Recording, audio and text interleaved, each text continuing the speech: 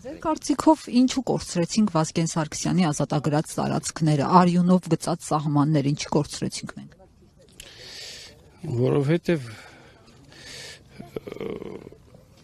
կառավարման համակարգը սխալ էր այդ ժամանակ։ Եթե ճիշտ կառավար էին, ճիշտ ղեկավար էին, դες չէր լինի։ Նման ամեն ինչ կազմված է համագործակցությունից, կազմակերպությունից, կառավարումից, ղեկավարումից, ճիշտ ղեկավարես։ Այն ժամանակները նվիրվածությունը ավելի շատ էր հայ ազգի։ Համախմբված էին բոլորը իրար հետ, կազմակերպվածությունը ավելի մեծ էր։ Հետո գոյություն ունի ուժերի միջոցների հարաբերակցություն։ Դա էլ այս վերջին պատերազմը ուժերի միջոցների հարաբերակցությունը լրիվ ճիշտ չէր, տարբեր էր, այո։ Փաշինյանն ասես 11,000 դասալիքներ են եղել, 5-րդ շարասյուն ա գործել, դուք այդ ամենը տեսել եք ռազմի դաշտում։ Դասալիքները միշտ լինում են, նայած չի որ չի եղել, բայց հիմնականը պատերազմի ժամանակ մարդիկ պատերազմել են, կռվել են։ Այդքան զոհեր ենք տվել, այդքան վիրավորներ ենք տվել, այդքան անհայտ կորածներ ունենք։ Հենց նենց չի եղել, պատերազմի շնորհքն ա եղել, չէ՞, այդքան արդյունքը։ Արցախցիներն էլ են կռվել։ Արցախցիները 80% կռվել են, բա ինչ են արել։ Արցախցիները 16 տարեկանից են կռվի մեջ։ Այստեղ ասում են ջիպերով փախել են, տեսել են Երևանում էին, Երևանի մատույցներում էին պաշտպանում իրենց Արցախը, այդպես չի։ Չէ, արցախցիները դեռ 88 թվից պատերազմի մեջ են։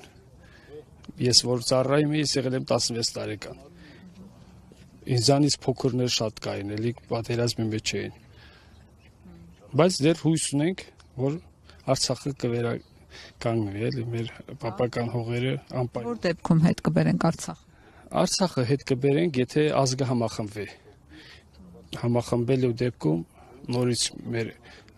Արցախը նորից կգա իր տիրոջ։ Դուք կոնկրետ որտեղ եք կռվել, որ հատվածի հրամանատարներից եք։ Դենց մանրամասներ չեմ ուզում ասեմ, բայց մասնակցել եմ, բոլոր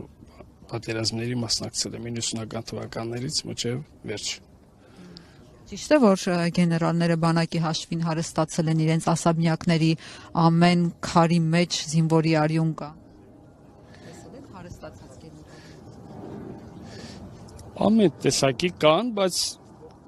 գեներալներ ունենք, որ կյանքը չեն խնայել։ Պուլավոյ վիրավոր ունենք այսօր։ Պուլավոյ առաջնագծին ոնց որ Տիրան Խաչատրյանը, ոնց որ մեր Արզումանյան Միքայել Արզումանյանը, նման մարդիկ ունենք։ Այսօր սաղ պիտի հերոսներին ընդունենք, հարգենք, մեծարենք։ Տիրան Խաչատրյանին հերոսի կոչում տվեցին, հիմա էլ քրեական գործերով անցնում տարբեր տենց հանգամանքների, դրվագների հետ կապված։ Քաղաքականությունը դա քաղաքականությունով ես չեմ զբաղվում։ Սխալ է, պիտի հերոսի նման ընդունենք, հարգենք, պահենք, թե չէ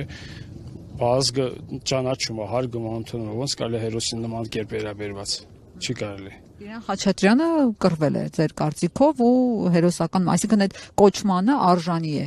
Արժանի է մի բան էլ ավել։ Ոչ միայն Տիրան Խաչատրյանը, այլ շատերը։ Այսօր մեր Արզումանյան Միքայելը այնա նստած, խիբիդի նստած լինի։ Նման մարդ 20 տարի մի անգամ է ծնվում։ Այսօր այնա պատվալումը նստած։ Այսօր նույնը կատարում է Ադրբեջանում մեր հերոսները, մեր բոլոր ղեկավարները այսօր Բաքվի բանտում են։ Պիտի բոլորս ցավենք, պիտի բոլորս մտահոգ լինենք այդ հարցին։ Երբ Մանվել Գրիգորյանը հայտնվեց Երևանյան բանտում, այդ ափսոսանքի խոսքերը չէին հնչում։ Սրանից չի գալիս այդ ամեն ինչը։ Մանվել Գրիգորյանը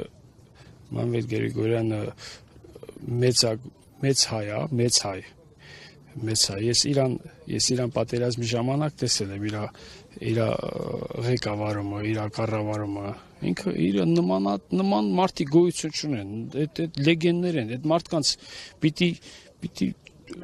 մեծարեն, հարգեն, ընդունեն, պաշտեն։ Ինքը նույն իր տղան էս 20 թվականին էլի պատերազմի մեջ ես անձամբ տեսել եմ իր տղուն, այն էլ պատերազմի մեջ։ Պիտի հարգեք, ընդունեք, թե չէ ումո պիտի օրինակ վերցնի ապագա սերունդները։ Հարկատուներով այսօր ասում են հարկատուն է հերոսը։ Սխալ է։